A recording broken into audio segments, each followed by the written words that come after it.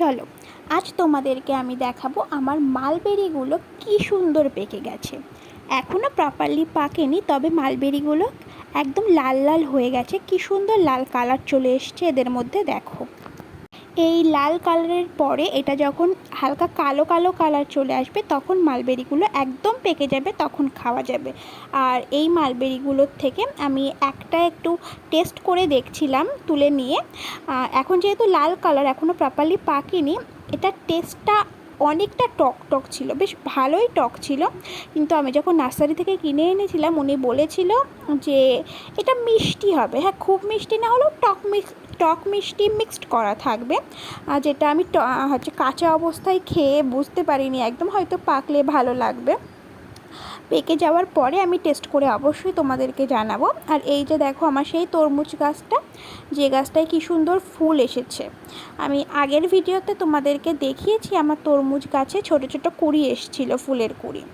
আর এই যে আমার সেই ড্রাগন গাছ, যে গাছের থেকে যে কচগুলো বার হয়েছিল সেগুলো কি সুন্দর বড় হয়ে গেছে, দেখো।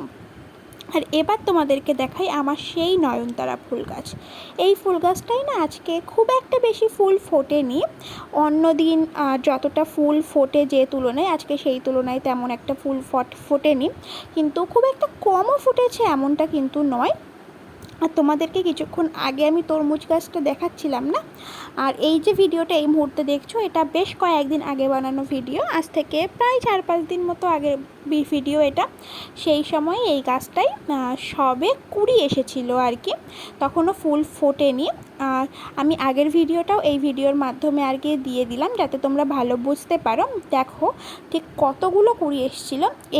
এই কুঁড়ির ফুলগুলো এখনও ফোটেনি, পরে ফুটলে আমি নিশ্চয়ই তোমাদেরকে জানাবো, আপলোড করব আমার চ্যানেলে। আর একটা ব্যাপার, তোমরা ভিডিও দেখছো কিন্তু সাবস্ক্রাইব করছো না আমার চ্যানেলকে, অবশ্যই সাবস্ক্রাইব করো আমার চ্যানেলকে। আর এই যে দেখছো সেই ড্রাগন গাছ, এটাও আগের ভিডিও, 5-6 দিন আগের ভিডিও। তখন দেখো এই কচগুলো কী সুন্দর ছোট ছোট ছিল, এখন অনেকটাই বড় হয়ে গেছে, আমি আগেই দেখিয়ে দিলাম তোমাদেরকে। আর এবার দেখো এই সাইডে এই যে একটা ছোট্ট পুচকি ড্রাগন গাছ। আসলে ওই যে বড় ড্রাগন গাছটা দেখালাম না, ওই গাছটা আমি যখন বসিয়েছিলাম, মানে ওই ডালটা আর কি যখন আমি বসিয়েছিলাম তখন ওই ডালটার মাথার দিক থেকে কিছুটা কেটে বাদ দিয়ে দিয়েছিলাম, সেটাও আমি মাটিতে বসিয়ে রেখেছিলাম।